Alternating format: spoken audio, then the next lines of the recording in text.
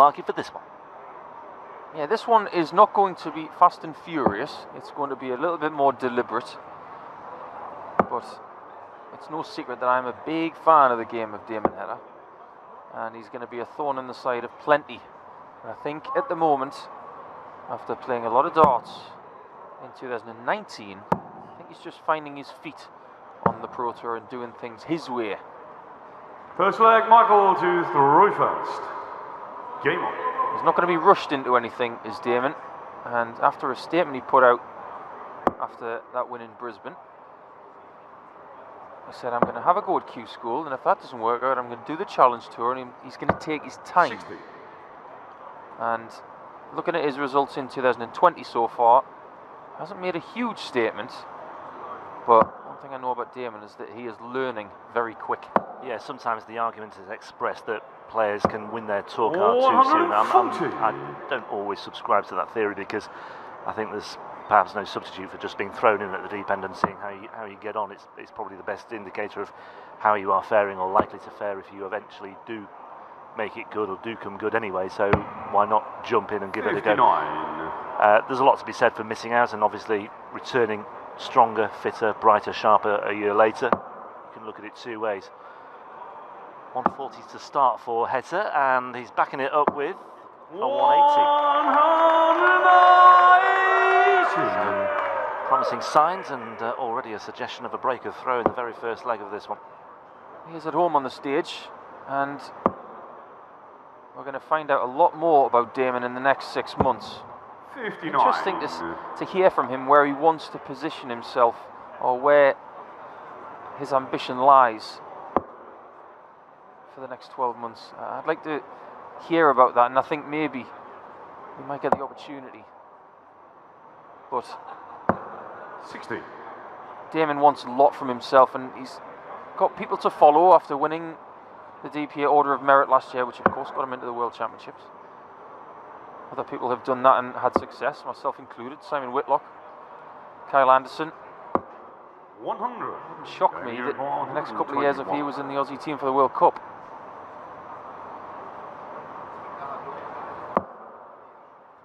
Well, this could be a very, very special way to start things off. Too good in the end with that second dart landing plumb in the bullseye, but he's got plenty of room for manoeuvre here with Barnard stuck on 2-2-3, but Heta will return looking at double 4 for a 13 dart break of throw. And talk about statements of intent, I think that would be certainly one that falls into that category. Yeah, I don't mind the play on the 1-2-1 there with the 25 looking at double 18, but if you get the bull, you can just line up double 4. He's got it this time. That's a really nicely crafted leg from Damon Heta. Second leg, Damon to throw first. He's going to have a few of those in this match, then maybe it'll be too strong for Barnard, who would definitely admit that 2019 was not his best year. No, it's strange, isn't it? Because he was on the Challenge Tour in 2018, which he won by 59. An absolute country mile, didn't he? And then he was also playing in Pro Tour events whilst on the Challenge Tour. He was effectively topping up the field in some of those events. He actually fared so much better. I mean, well, he qualified for the Players' Championship finals. That's how well he did. He fared so much better in that 2018 campaign than he did on his 2019 campaign, when he had his full tour card by virtue of his success on the development tour the year before. He won only $1,000 on the Pro Tour last year, £1,000, 2 lots of £500. So that's the anomaly that we're dealing with here as far as Barnard is concerned. And he's only won one match on the Pro Tour this year as well so far, 6 tournaments in. So he's halfway there to 1,000 already. He's halfway there already, but you could almost make the case that he was perhaps better off on the Challenge Tour. Financially, he was anyway. But obviously now, the scope for playing in Pro Tour events when you're on the Challenge Tour is less, or not as great as it was. Dart players are strange creatures sometimes. They're creatures of habit. And when you come to 59. New arenas and new places to play, first thing a dart player usually does is whinge about something. But you've got to adapt. And Michael's done a lot of adapting in his career, which spans a very long time. He's been at the top of quite a few trees in his career. Of course, as a young player, he was one of the best in the world. And back in the early 2000s, he was ranked as one of the best county players when he was playing for London. 140. But 20 years later, he's still flip-flopping between good and bad form, and he'll hope that qualifying for this championship will be a good sign for a better chance of keeping his card within the next 9 months. I think that's a nice way of summing it all up. He did show some good form over the qualifying weekend. It was tagged onto a Pro Tour weekend. He beat Chris Dobie 6-1 in one of his matches. That's a good indicator of what he can do when the mood strikes, or when he's in the right frame of mind, and when the form 59. is there. Damon Heta beat Ricky Evans in his final qualifier. Ricky Evans, a man who's made a big impact on the European Tour of late. Well, Barnard is going to need tops, and that's a good 20 because he leaves the tops clear. 60. And he was nowhere near it. And Heta gets an outside shot. He hit a bullseye in the first leg when he didn't need it.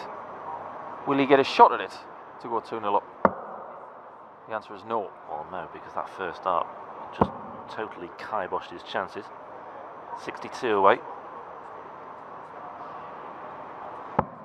And he finds the treble 10 to lead double 16. So Michael, you require it's 20. a little bit of pressure on this double 10 for Barnard. But 3 clear darts at double 10, that's potentially awkward, just the way it's pitched. Problems now for Barnard. No score. Yeah, that first start I thought didn't really do him any favours. He was Junior always corner, pitching 32. up and over. And he didn't quite get it right, and there was a concern with that 20 with the previous visit. Double 16 for Heta, and the early break is backed up by the hold of throw. Nervy finish to that one, but that will do him.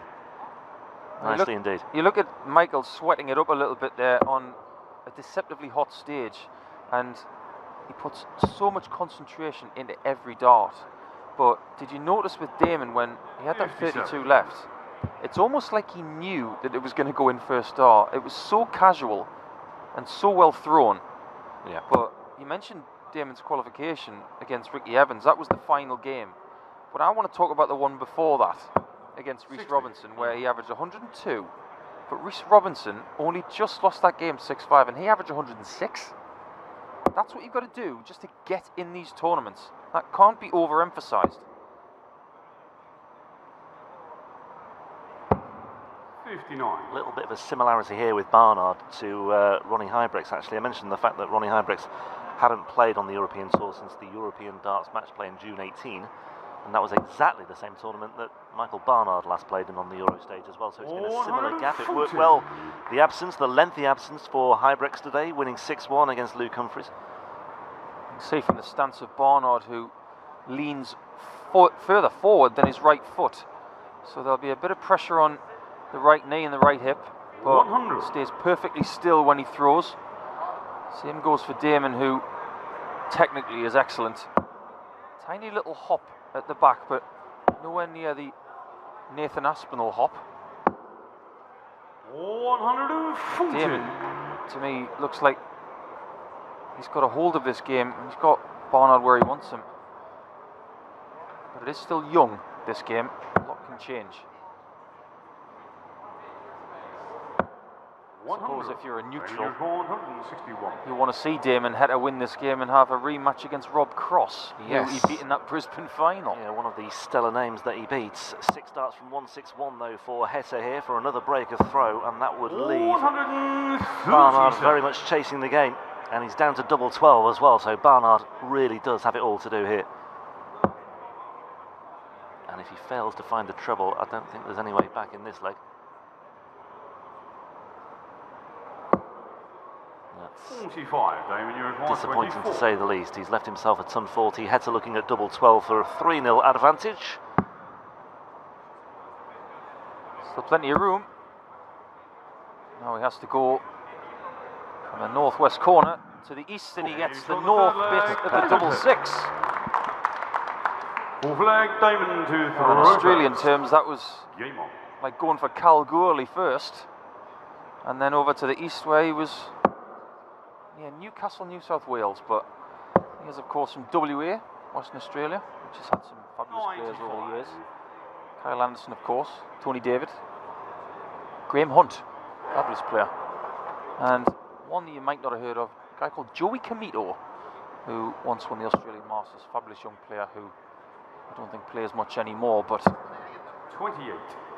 very strong state, WA. Continuing the pedigree and the long line of tradition here. Look at the gap there between the averages. That's a really alarming statistic for Michael Barnard. 21 the deficit. Yeah, 73 is not going to get much done on the Euro Tour, and Heta's one of those players who is alarmingly consistent. He doesn't have many bad games. If he loses, it's because 59. the other guy or the other girl has done brilliantly. On that note, Yes. and I would like to see the first lady on the European Tour this year, and it's entirely plausible because Lisa Ashton has done fabulous things this year so far, and it could be this spring, and I'm hoping for it. I wouldn't rule it out at all, given what she has achieved so far on the Pro Tour. Who's to say that a lady wouldn't come through the associate member qualifier? All that as well. Yeah. 100. The routes are open, the routes are there. The associate member qualifier took place last night. Wesley Plaisier and Ryan Harrington coming through. Credit to Ryan Harrington in particular for coming out here and giving it a go. It's a bit of a risk. You know, it's a potentially long journey for little reward, but certainly found his reward last night. Ryan had a good time of it in Denmark on his last European Tour visit as well. Made it through to the second round. 60. Well, Heta again has found himself in a good position after 12 darts. Looks really comfortable. He's looking for another 14 darter, which he gets with a wonderful efficient kill on 70. And Barnard has no answer to this right now. This is just too efficient, too good. The other thing I've just noticed about these two, or realised just scanning my notes and just joining the dots here and there, just see if Barnard fills this up. No, these are the two players to have eliminated Jose de Sousa in each of the last two World Championships. Barnard was involved in that epic match that lasted, I think, was it over an hour? I remember because I was on after it. 3-2. I said at the time it was almost the first day-night match at the World Championship. And Damon Heta beating de Sousa 3-0 at the World Championship this year before a 3-0 defeat by Glenn Durrant in his Ali Pali debut. So I think beating de Sousa, I mean, a lot was said about de Sousa in the build-up to that, and every reason to have been the case as well, given the way he played last year. But Heta came in 3-0. I thought that was a really eye-catching display. Yeah, I agree. I think that was a nightmare draw, really, for Damon and for Jose, of course. But the way that Damon played at Ali Pali just goes to show that he's very comfortable on the stage. And maybe Jose de Sousa is not a fan of Ali Pali because he hasn't won there yet. Not yet. 100. Well, Damon on 303 should surely be looking at 19s. He's got a deficit of 102. And that is about as perfect a first start as you can throw. Second wasn't bad either. And there was a deflection on the way through. I'm not sure it was landing anyway, but still, that's a lovely setup. He's left himself the finish as well. Interested to see where Barnard goes now. He's going to go for the treble 19. A lot of people these days would have gone for the 25 to get himself on the easier two-darter, but he wouldn't put this past Heta. He would now. He's disappointed. He doesn't show a great deal of emotion until he wins legs, which is a sign of good focus. This is a must from Barnard. This has got to go. 0 from 4 so far.